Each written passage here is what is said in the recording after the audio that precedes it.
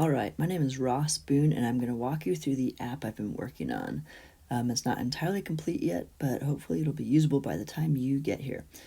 First of all, in the bottom left, we see that we are on the tab that says All Days. These are all the days that started from the beginning of the church calendar, which is around November 29th, at the beginning of the Advent season. What we can do is scroll through each of these days. There's a different picture and scripture that goes along with each day, and let's just click the very top one at first. So I clicked that one with the blue. First of all, we have our scripture. We have what day in the church calendar we are, which first it is the first Sunday of Advent on this day. It shows the Bible readings that are in the lectionary for today. It has two little reminders of how we can read it. First of all, the Lectio Divina being a method that has been used for centuries, and it involves listening for the word or phrase that seems to stand out to you, and then ask God what he's telling you through it.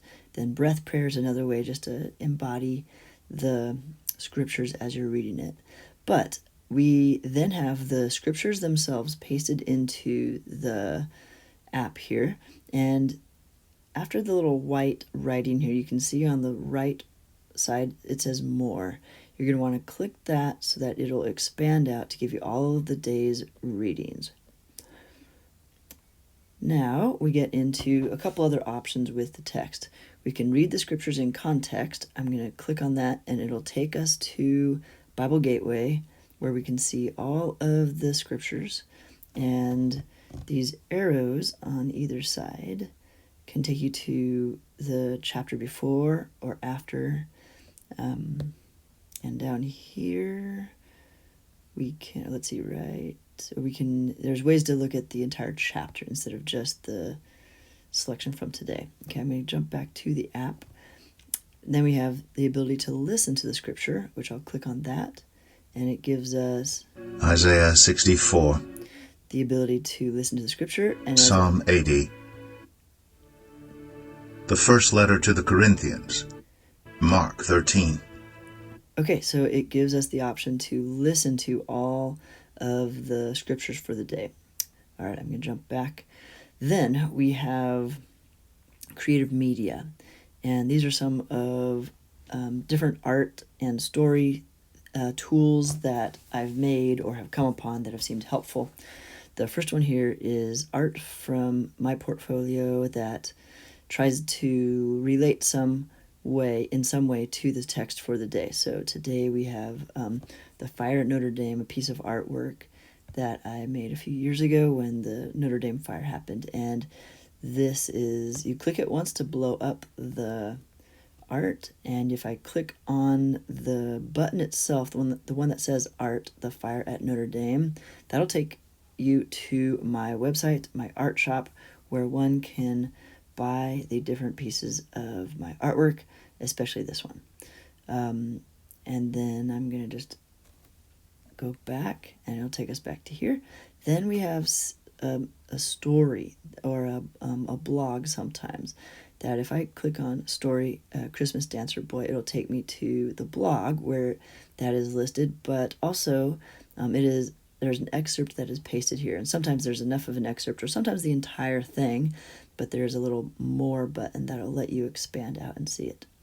Next, we have sketch notes. These are notes that I take in sermons, and so they can be tools for you as you are studying these same texts. These are visual notes that I sit in the sermon and take, and so these are pastors' ideas from what they got from the text and what they were teaching their community.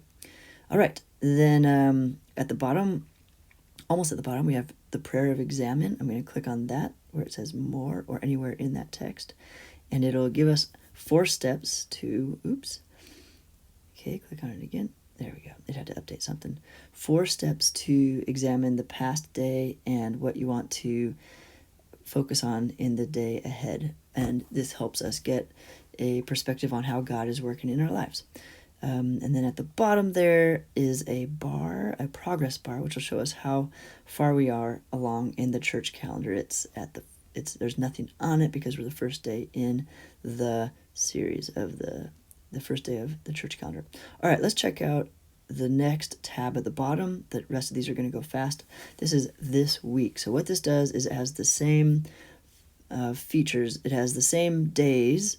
It's the same list as all days tab, but this one starts at the day you are currently on. So right now, as I record this, it is June 29th, and I have not gotten to upload the art for today, but let's just click on Tuesday, June 29th and see what we have. So we still have the text, the scripture text. I'm going to click on that. It expands out. You can read through it all. You can, of course, read it in context again on Bible Gateway. You can listen to it on Bible Gateway. And then some of the creative media we have here. I've plugged in some videos from the Bible Project, these are extremely helpful videos that help you picture where we are in the text, something about the chapter or the place we are in the Bible, and it gives you a great overview of things. And I tried to include as many of these videos as possible, as applicable for today. And so there we go so far. The BCP is the third tab. That's the Book of Common Prayer. It just gives prayers for different occasions. So if you are feeling peace, you need peace. I'm going down to number 4 here. And we have a prayer that was established a long time ago, Eternal God in whose perfect kingdom. And it goes on and talks about having peace. And this is a piece of artwork I had done that embodies peace. And the last tab, About. This is where I'm going to post this video, and hopefully here I can figure out how to let you be able to input your email and name so that you can get personalized tracking of your progress. Or like if you have a favorite day, you could favorite it and it will remember you. Or perhaps there will be other features that open up with this personalization feature. All right, hopefully this is helpful. It'll keep improving. Oh, there are other features that are in different days, like there's a Bama Podcast, which is kind of like the Bible Project. It just adds more information about the text of the day. You may see a link to a podcast. You can feel free to click it and listen to the podcast. It's extremely helpful. I've found it to be. And there's other things along the way that I'll hopefully add, which will just give you more insight to the text or help give you things to think about.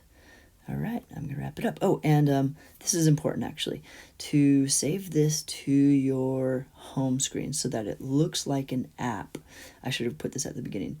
You have to go to, on your iPhone or your Android, you have to go find the export looking button. And in this case, I'm doing this on my iPad. I'm recording it on my iPad, but this little blue button in the top right, that's third from the right here, look for that icon where it's a square, a rounded rectangle square with an arrow shooting out of the top. Click that and you'll get some options, but add to home screen. That is what's going to let you drop it onto your home screen so that it looks like an app. You can then push add like I'm doing here, and here it is on my screen. And it'll start up, and hopefully it'll work okay. When it doesn't come up right, this is kind of wide because I have it on my iPad here. It should work the same though. What was I gonna say? Oh yeah, if it doesn't load, just swipe up, get rid of the app, and try it again. Sometimes maybe it's just because it's loaded with so much data at this point, it poops out. So save it to your home screen though. It'll be super easy to get to, and you'll have it easy access so that you can read it every day.